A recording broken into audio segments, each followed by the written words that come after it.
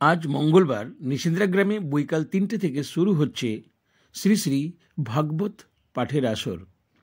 শ্রী শ্রী বৃন্দাবন ধাম থেকে আগত আচার্য শ্রী সঞ্জয় কৃষ্ণ মহারাজের সম্প্রদায় পাঠ করবেন এই ভাগবত কথা। আজ থেকে শুরু করে ১৯ তারিখ পর্যন্ত চলবে এই ভাগবত কথা। ভাগবত কথা অত্যন্ত সুমধুর, যা শ্রবণে মানব জীবনে নিয়ে আসে এক অপরিসীম তৃপ্তি। মূলত ত্রিতাপ জ্বালা যন্ত্রণা দূর করতেই এই ভগবত কথা বিভিন্ন স্থানে পাঠ করা হয়ে থাকে। সাংসারিক জীবনে দুঃখ কষ্ট জ্বালা যন্ত্রণা ভগবত কথা শ্রবণের মাধ্যমে দূরীভূত হয়। মানব জীবনের মায়ামোহ অন্ধকার দিকের পরিবর্তন ঘটিয়ে ক্রমশ আলোর উত্তরণের পথে এগিয়ে নিয়ে যায় এই ভগবত শ্রবণ। বহু মানুষ ভগবত শ্রবণের মধ্যে দিয়ে তাদের জীবনের ধর্মপথ গ্রহণ করে আমূল পরিবর্তন ঘটিয়ে চরম শান্তি লাভ করেছেন। এর দৃষ্টান্ত কিন্তু কম নয়।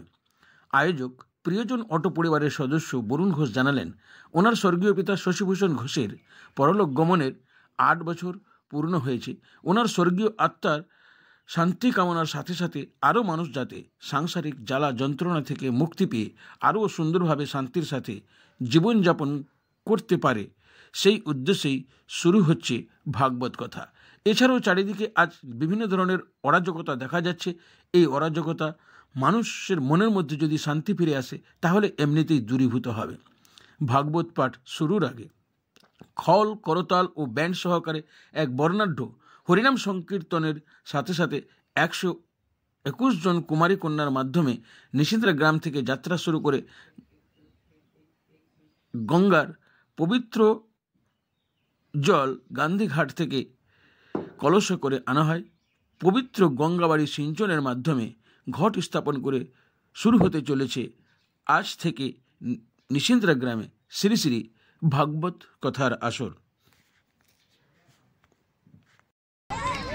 ভাগবত গীতা তো শান্তি, মন শান্তি হয়, মানুষের মন শুদ্ধি হয়। এবং আমার স্বর্গীয় শশীভূষণ ঘোষ আমার বাবা, তার স্মৃতির উদ্দেশ্যে, তিনি প্রায় ৮ বছর হয়ে গেল মারা গিয়েছে।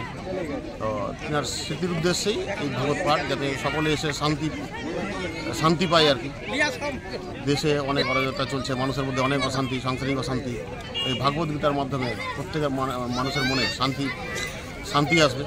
এই একটা উপলক্ষে আমরা সমস্ত গ্রামের মানুষকে এক জায়গায় করে নিয়ে আমরা প্রিয়জন পরিবার, আমাদের এনজিও আছে, ওনার পক্ষ থেকে এই ভাগবত পাঠের আমরা সিদ্ধান্ত নিয়েছি। কীভাবে আয়োজন করা হচ্ছে আপনাদের ভাগবত? আমাদের প্রায় ১২১খানা কুমারী মেয়েদের নিয়ে কলস যাত্রা নিশিন্দ্রা আমাদের বাসস্থান থেকে শুরু করে নিশিন্দ্রা পুরো গ্রাম থেকে নিশিন্দ্রা ঘাট হয়ে থানা রাস্তা হয়ে গান্ধীঘাটে আমরা উপস্থিত হয়েছি। জল এখান থেকে ভর্তি হবে, কলস নিয়ে আবার কলস যাত্রা করে আবার নিশিন্দ্রা আমরা বাসস্থানে ফিরে যাব। আজকে বিকাল ৩টে থেকে ভাগবত পাঠ শুরু হবে। আজকে থেকে ১৩ তারিখ থেকে শুরু করে ১৯ তারিখ অবধি ৭ দিন ব্যাপী বিকাল ৪টা থেকে ৮টা অবধি প্রতিনিয়ত ভাগবত পাঠ। কি নাম আপনার? আমার নাম বরুণ ঘোষ।